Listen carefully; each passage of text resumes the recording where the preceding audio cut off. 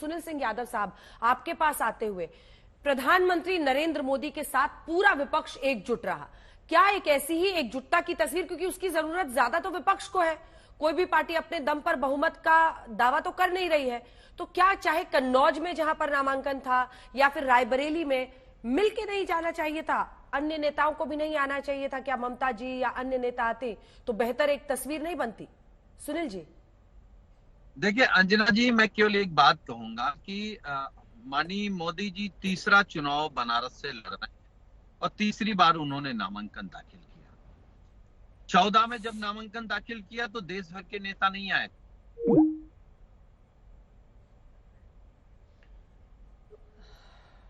राजीव रंजन जी, आप बोल लीजिए, सुनील जी जैसे रिकनेक्ट होंगे हम उनके पास चलेंगे। राजीव जी। देखिए, जो एक अभूतपूर्व भीड़ हर जगह उमड़ रही है, प्रधानमंत्री जी के पटना के कार्यक्रम को भी हम लोगों ने देखा, और उसके बाद कल के जिस तरह से नामांकन के पूर्व जनता का आशीर्वाद हुआ, देश में जहां भी उनकी सभाएं हो रही, निसंदेह विपक्ष के पास एक व्यवस्था है, वो सवाल खड़े करेंगे। चुनाव अभी 3 चरण होने बाकी है, लेकिन जनता का जो मानस है वो समझने वाले अब समझने लगे हैं। जनता का आशीर्वाद एनडीए को तीसरी पारी के लिए मिल रहा है और एक जबरदस्त जनादेश 400 सीटों का लक्ष्य जो लोग असंभव बताने की कोशिश कर रहे थे, उस लक्ष्य की ओर तेजी से एनडीए का पूरा परिवार आगे बढ़ रहा है।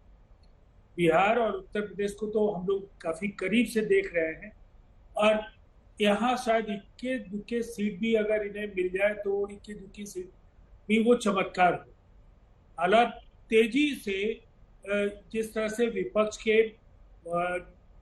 अपेक्षाओं के अनुरूप नहीं बनते जा रहे हैं, उसकी एक सबसे बड़ी वजह क्या है? एक तो इंडिया गठबंधन बनने के पहले भी जो अवशेष है वहां कहीं कोई सामंजस्य नहीं है। सभाओं में एक साथ मिलकर साझा रैलियों में इनके नेता कभी दिखते नहीं, कार्यक्रम मिलकर के ये बनाते नहीं, और जो ग्रासरूट पर कार्यकर्ताओं के बीच जो एक संवादहीनता की स्थिति है वो इनके लिए और मुश्किलें बढ़ा रही है। दूसरी तरफ एनडीए के तमाम नेताओं के उम्मीदवारों के नामांकन सभी घटक दलों के नेता उपस्थित हो रहे हैं। प्रधानमंत्री जी की सभा में तो पूरे देश ने देखा, मैं कह रहा हूँ आम तौर पर जो भी अलग अलग घटक दलों के उम्मीदवार लड़ रहे हैं वहां सभी दलों के नेता जा रहे हैं। लगातार वहां बैठकें हो रही है एनडीए की कोऑर्डिनेशन कमेटी की, और वो स्थानीय स्तर पर चुनाव का जो संचालन है वो मिलकर किसका कहाँ प्रभाव है, कौन कहाँ ज्यादा बेहतर तरीके से लोगों तक एनडीए के उपलब्धियों को ले जा सकता है, इस पर मंथन हो रहा है। तो ये जो मुकाबला है, एक तरफ प्रधानमंत्री जी की एक छवि, एक ऐसी छवि जो भारतीय राजनीति में बहुत कम राजनेताओं को ये मतलब ये नसीब हो पाया कि उस कद का कोई राजनेता उभर करके आया। दूसरी तरफ 10 वर्ष का जो कार्यकाल है इसकी बेशुमार उपलब्धि, और तीसरी तरफ जो एनडीए गठबंधन के अंदर जो एक समन्वय जिस तरीके का बना है, कार्यकर्ताओं और बूथ स्तर तक के कार्यकर्ताओं तक जिस तरह से ये बात नीचे काम कर रही है, उससे इनके लिए मुश्किलें और बढ़ी है। इसलिए ये जो भी कहे 100 सीट पर समेट देंगे, 200 सीट पर समेट देंगे, दरअसल अस्तित्व संकट से जूझने की स्थिति में कांग्रेस और उनके तमाम जो सहयोगी दल हैं वो इस चुनाव में वहां पहुंच चुके हैं। अब इसका जवाब दीजिए आप अभय जी, इसका जवाब दीजिए। कहा इंडिया गठबंधन को अपनी ताकत एकजुटता की दिखानी थी, और परिस्थिति देखिए कि यहाँ पर एनडीए में सभी लोग वहां पर पहुंच रहे हैं। 11 मुख्यमंत्रियों का समझना, इसका मतलब समझ रहे हैं आप किस तरह की ताकत झोंकी जा रही है पीएम के साथ। वहीं आप लोग सब अलग अलग दिखाई दे रहे हैं, इस स्टेट में गठबंधन करेंगे, यहाँ पे सूट करता है, यहाँ पे नहीं करेंगे, यहाँ पे एक दूसरे से लड़ेंगे, यहाँ पे एक दूसरे के साथ रहेंगे। तो ये एक कंफ्यूजिंग मैसेज देश में भेजता है। अंजना जी, इतने सब लोग इकट्ठे हुए, इनका संदेश क्या है पूछिए तो सही है एक बार। मांस, मटन, मछली, मंगलसूत्र, बस। कांग्रेस पार्टी ने साफ संदेश दिया है। मैं आज एक सवाल पूछना चाहता हूं राजीव रंजन जी से। अभी आदित्यनाथ जी ने वो बयान दिया है जो मोदी जी ने बिहार में दिया था कि जातिगत जनगणना पाप है, अभी आदित्यनाथ जी ने कहा है कि हिंदुओं को बांटना चाहते हैं। क्या ये आकर कहेंगे नीतीश कुमार जी कि जातिगत जनगणना जो बिहार में कराई है उसको निरस्त कर दूंगा क्योंकि देश के प्रधानमंत्री जी चाहते हैं? कांग्रेस पार्टी ने कहा है कि पहली नौकरी पक्की। सुना एक शब्द कभी बोला हो देश के प्रधानमंत्री ने या नीतीश कुमार जी ने कि उनके घोषणा पत्र में रोजगार को संबोधित करते हुए कोई बात कही हो? हमने कहा गरीब परिवार की महिलाओं को 1 लाख रुपए साल देंगे ताकि जो महंगाई की आग में मोदी जी ने झोंक दिया है उससे बाहर लेकर आए। हमने कहा पेपर भर्ती लीक से मुक्ति देंगे। प्रधानमंत्री जी ने एक शब्द कहा, पार्लियामेंट्री कमेटी ने कहा था 375 रुपए मनरेगा पे देना चाहिए महंगाई के समय में, हमने 400 रुपए का वादा किया। प्रधानमंत्री जी के मुखारविंद से एक शब्द सुना आपने कि मनरेगा के पैसे बढ़ाएंगे? प्रधानमंत्री जी के मुंह से एक शब्द सुना कि 5,000 करोड़ रुपए जो स्टार्टअप्स होंगे नए युवाओं के लिए उसका कोई प्रोविजन? उनके मुंह से आपने कभी नहीं सुना होगा, ना भारतीय जनता पार्टी के साथी गठबंधन दल से, कि वो आखिर भविष्य के भारत को किस तरह आगे बढ़ाना चाहते हैं। वो सिर्फ शमशान, कब्रिस्तान, रमजान, दिवाली, पाकिस्तान, हिंदुस्तान, मुस्लिम लीग, इसी में देश को सदियों पीछे ले जाना चाहते हैं। और कांग्रेस पार्टी, राहुल गांधी जी, खड़गे साहब, अखिलेश यादव जी, सब एक तरक्की का प्रशस्त मार्ग देश को देना चाहते हैं। मुझे दुख हुआ जब मेरे प्रधानमंत्री जी सांप्रदायिक ध्रुवीकरण पर उतर आए। ये निराशा बताती है कि हार की कगार पर खड़े हैं। याद रखिएगा इस शो को, 150 से ऊपर सीटें नहीं आ रही है।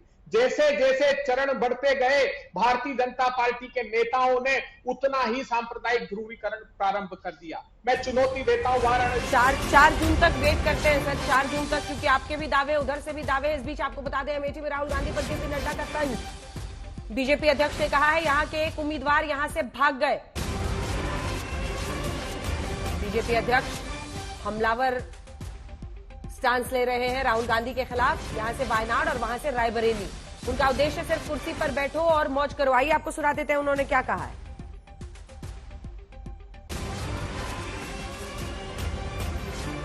एक आपके यहां से वो भी कैंडिडेट हुए जो यहां से भाग गए, और एक बार नहीं भागे, यहां से वायनाड से रायबरेली मुड़ के अमेठी भी नहीं आए। ये नेता के चरित्र को, उसके राजनीतिक क्षमता को, उसके राजनीतिक हिम्मत को, उसके बारे में बहुत कुछ बताता है। एक कुर्सी पर बैठो, मौज करो, चलते बनो, टाटा बाय बाय करो, नई जगह तलाश लो। बोलो ऐसे लोगों को आगे आने दोगे क्या? ऐसे लोगों को आने दोगे क्या? आपका संदेश रायबरेली में भी जाना चाहिए। जो आपके सगे नहीं हुए वो उनके क्या होंगे? जो आपके नहीं हुए वो उनके क्या होंगे? जो 15 साल यहां रहे और उसके। अभय जी, एक रिस्पांस तो इस पर बनता है। अमेठी में कह रहे हैं आपके नहीं हुए तो उनके क्या होंगे? बिल्कुल अंजना जी,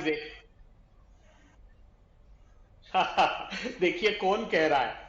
आप देखिए नड्डा जी, जो अपना प्रांत तक एक राष्ट्रीय राजनीतिक दल के अध्यक्ष हैं, जो अपना हिमाचल प्रदेश हार गए, जो साहस नहीं जुटा पाए कि वहां से लोकसभा का चुनाव लड़े, वो राहुल गांधी के लिए कह रहे हैं। 5 लाख जिस दिन पर्चा भरा है उस दिन जीत दर्ज की है। और मैं आज पूरे आत्मविश्वास से कहता हूं, राहुल गांधी की वजह से न सिर्फ रायबरेली, वो अमेठी भी हम जीतेंगे। उन्होंने अपनी मां का जो पत्र लिखा था, उस पत्र के प्रति उन्होंने आस्था व्यक्त की। उन्होंने कहा रायबरेली के लोगों ने। जी दुबे जी, प्रश्न हारने पर नहीं है। हारना और जीतना तो चुनाव में प्रश्न सीट छोड़ने पर है। ऐसा थोड़ी कि हिमाचल हार गए तो उसके बाद अब बीजेपी वहां लड़ेगी नहीं। सवाल तो सीट छोड़ने पर है ना, सीट गंवा देने पर है। तो प्रधानमंत्री जी के लिए क्या कहेंगे? प्रधानमंत्री जी के लिए क्या कहेंगे कि वो गुजरात छोड़कर भाग गए? वो ना गुजरात के साथ न्याय किया, ना उत्तर प्रदेश के साथ न्याय कर। ठीक है गौरव जी, जवाब गांधी जी ने अरे दोनों सीट जीते ना, वो तो एक तो छोड़ना ही पड़ेगा। में आस्था व्यक्त की है रायबरेली की। एक 100 साल का इतिहास नहीं, देखिए वो तो ऐसा निर्णय लिया जाएगा जिसको इतिहास याद रखेगा। गौरव जी जवाब दीजिए। दोनों सीट जीतकर ऐसा निर्णय लेंगे जिसमें इतिहास याद रखेगा। गौरव जी देखिए अंजना जी, अब मैं आपको समझाता हूं। राष्ट्रीय अध्यक्ष जी के लिए कह रहे थे तो ये पूछना चाहिए उत्तर प्रदेश दोबारा किसने जितवाया? उत्तराखंड, गोवा, अभी तो मध्य प्रदेश, राजस्थान, छत्तीसगढ़ के परिणाम आए थे। इनका तो सुपड़ा साफ हो गया। और सबसे बड़ी बात क्या है, देखिए 60 दिन हो गए जब से अधिसूचना जारी हुई इलेक्शन कमीशन ऑफ इंडिया द्वारा 60 दिन बाद होता क्या है, 100 मीटर्स के खिलाड़ी है राहुल गांधी, परवरिश में एयर कंडीशन रूम्स में रहे हैं, वातानुकूलित गाड़ी में बैठते हैं, मुंह के अंदर सोने का चम्मच है, चांदी का मोदी जी से बोलना 10 तो अब वो कह रहे हैं गर्मी बहुत है, थकान हो रही है। एक एक करके, बीच में ना बोलो प्लीज, एक एक करके। मैं इनके बीच में बोला नहीं था, बौखलाहट दिख रही है, मैं आपकी बात पूरी तब भी करूंगा। तो मैं फिर से बताता हूं, चांदी का चम्मच बदल के सोने का चम्मच मुंह में लेके पैदा हुए। 60 दिन से चुनाव प्रचार चल रहा है। राहुल गांधी 100 मीटर वाले खिलाड़ी हैं, थक गए हैं, कह रहे गर्मी बहुत है, थकान हो रही है, वीवीपैट भी खराब है, इलेक्शन कमीशन ऑफ इंडिया भी खराब है। मोदी जी जो है बचपन से मेहनत करते आए हैं, जितनी गर्मी उतना उनकी शख्सियत निखरती है। आपने देखा आज भी साक्षात्कार हो रहा था, पसीना बह रहा था, लेकिन ईमानदारी की निशानी है। वो कह रहे हैं मैं मैराथन करता हूं, अब तो जोश और उत्साह आना शुरू हुआ है, 400 पार पहुंचाना है। और इसीलिए आपको ये फर्क अब दिखाई देगा, जैसे जैसे 5वां, 6ठा और 7वां चरण होगा, हमारी सीटें बढ़ने लगेंगी और विपक्ष की बौखलाहट बढ़ने लगेगी। दूसरी बात, राहुल गांधी ने क्या अपनी सीटें बताई? नहीं बताई। अंजना जी, उन्होंने पता क्या कहा कि बीजेपी की सीटें आ रही है 180। प्रियंका वाड्रा का बयान अगले दिन आया, उन्होंने ये नहीं बताया कांग्रेस कितनी जीत रही है, उन्होंने कहा 200 आ रही है। उसके बाद अरविंद केजरीवाल बोले, उन्होंने ये नहीं बताया पापी आपकी कितनी आ रही है, उन्होंने कहा 220 बीजेपी की आ रही है। और अब ममता बनर्जी का आज का बयान है, उन्होंने कहा 200 सीटें आएंगी भाजपा की और एनडीए की। अरे भैया, हम सब ये पूछ रहे हैं, आप हिम्मत जुटा के ये तो बताओ आपकी सीटें कितनी आ रही हैं? क्या आप 10 में निपट जाओगे, या 5 ही रहेंगी, या 0 आएंगी? पूरी देश की जनता ये जानना चाहती है आपसे। तीसरी बड़ी बात देखिए, जो व्यक्ति मेहनत करता है अपनी कॉन्स्टिट्यूएंसी में, उसमें दमखम होता है, वो वापस जाता है। तीसरी बार जब मोदी जी जा रहे हैं, 10 साल पीएम रहे, एमपी रहे, जनता सराखों पे बैठा रही है, क्या ये पूछा नहीं जाएगा? अरविंद केजरीवाल ने, अंजना जी आप याद करिए, 2014 में चुनौती दी थी बनारस से और हार गए थे 3,71,000 वोटों से। क्या अरविंद केजरीवाल की इतनी हिम्मत हो पाई कि 2019 में वहां जाएं? और ये कह रहे डिबेट करो, डिबेट करो, डिबेट करो। अरे डिबेट बराबर वालों से होती है। अगर इतना दमखम था तो राहुल बाबा से कहते ना, जाते बनारस, वहां के लड़कों को नशेड़ी बुलाया था तो लड़के वहां के बताते, ऐसा ट्रीटमेंट देते जिसकी आवश्यकता है राहुल गांधी को। आप एक बार ललकार के देखते बनारस से, हमारे शेर से आपका चूहा लड़ता, हम भी देखते कितना दमखम है, लेकिन आप नहीं कर पाए क्योंकि आप नहीं जानते कि आप रायबरेली से भी जीतेंगे कि नहीं जीतेंगे, जो आपकी पारिवारिक सीट है। और ये देखिएगा, रायबरेली से भी हारेंगे और ये वायनाड से भी हारेंगे। उत्तर प्रदेश में इनका आएगा अंडा, हमारी आएंगी 80 में 80 सीटें। अभय दुबे जी, इसके बाद आ रही हूँ राजीव जी। सुनील जी कनेक्ट जी, मैं अभद्रता करने का आदी नहीं। अंजना जी, मैं अभद्रता करने का आदी नहीं, इसलिए मैं ये नहीं कहूंगा कि शेर की खाल में भेड़िया है, ये चूहा हुआ, इन्हें कहने दीजिए। मैं पूछना चाहता हूं, कहते 18 घंटे 20 घंटे प्रधानमंत्री काम करते हैं। अरे जिस 6 घंटे सरकार सोती है तभी हिंदुस्तान की तरक्की होती है। अच्छा हुआ, कृपा करी प्रधानमंत्री जी 18 घंटे ही काम किया, 12 करोड़ लोगों के रोजगार छीन लिए, 84 करोड़ लोगों की आमदनी कम कर दी, 8,000 करोड़ रुपए के इलेक्टोरल बॉन्ड का स्कैम कर दिया, 5,38,000 करोड़ रुपए का एनसीएलटी का स्कैम कर दिया, 15 लाख करोड़ रुपए धन्ना सेठों के माफ कर दिए। प्रधानमंत्री जी, हम माफ कीजिए हिंदुस्तान को, ये पूरा देश कह रहा है आपसे। राहुल गांधी जी 10,000 किलोमीटर पैदल चले लोगों का दुख दर्द जानने के लिए। 10 कदम पैदल चलकर बता देना। आज प्रियंका गांधी जी ने कहा है कि 2 कदम दूर किसी घर, किसी परिवार में वाराणसी के दुख दर्द पूछने नहीं गए। उस प्रधानमंत्री जी से क्या अपेक्षा करेंगे आप? प्रधानमंत्री जी जो ईश्वर का आडंबर है वो कल वाराणसी में देखा है। आपने हजारों टन फूलों की वर्षा कराई प्रधानमंत्री जी, लेकिन कभी पीड़ा नहीं पूछी आपने, न देश की पूछी न वाराणसी की पूछी। मणिपुर से लेकर हाथरस तक देश ने देखा है आपके इस व्यवहार को। भारतीय जनता पार्टी को इसका खामियाजा भुगतना पड़ेगा। कहते हैं कि सीट नहीं बताते, अरे 2004 में भी यही पूछते थे, 2004 में 335 सीटों के प्रचंड बहुमत के साथ एक गठबंधन दल बना था जिसने 10 वर्ष तक सरकार चलाई थी। ये जो दम्भ और अहंकार है ना, ये उत्तर प्रदेश देख रहा है। 400 के पार मतलब आरक्षण पर वार। ये पूरे उत्तर प्रदेश के घर घर में इस बात की अनुगूंज है कि आप दलित समाज के, पिछड़े और आदिवासियों के हक को मारने के लिए सत्ता चाहते हो। आपका प्रत्येक बड़ा नेता कहता है कि हम संविधान बाबा साहब का बदलना चाहते हैं, इसलिए हमको ये 400 का आंकड़ा दे दीजिए। अब प्रधानमंत्री जी ने 7 अप्रैल के बाद ये बोलना बंद कर दिया था 400 के पार, लेकिन जब से वो टेम्पो का राग अलापा है ना, जो टेम्पो भर भर के आपके पास आया आपके दोनों धन्ना सेठों का, उसके बाद से आप ये बात कहने लगे और उत्तर प्रदेश उत्तर देगा इस बात का। एक बार राजीव जी से एक प्रश्न कर लूं, उसके बाद आप जवाब दीजिएगा। 4 चरण की हार 7 में बरकरार रही। बार बार राजीव जी, विपक्ष यही हमला कर रहा है कि डावाडोल हो गई है स्थिति, इसीलिए एनडीए खेमे में भी थोड़ी सी हलचल है, इसीलिए आज सारे वहां पर पहुंचे थे ताकि एकजुटता दिखाई जाए, ताकि नए सिरे से जान फूकी जाए चुनाव में एनडीए के लिए।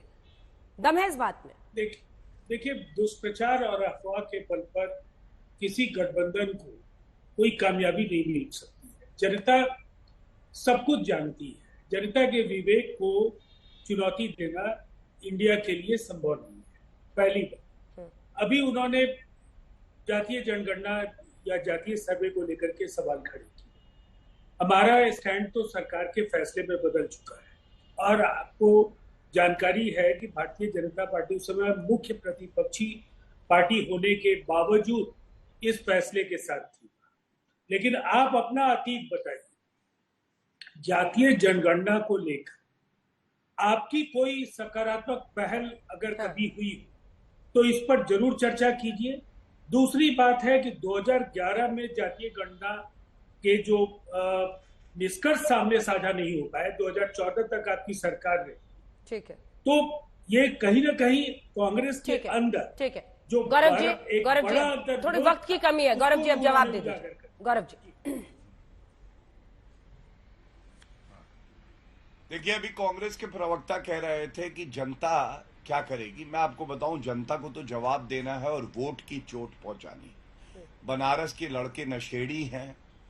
जब प्राण प्रतिष्ठा का समारोह हुआ तो ऐश्वर्या राय नाच रही हैं। अंजना ओम कश्यप पत्रकार हैं, लेकिन उनकी जात क्या है? और समाजवादी पार्टी के प्रवक्ता नहीं आ पाए, कनेक्शन टूटा हुआ है जनता से। राम गोपाल यादव कहते हैं कि राम मंदिर का तो नक्शा ही खराब है। अंजना जी, नक्शा राम मंदिर का थोड़ी ना खराब है। घमंडिया का जो नक्शा है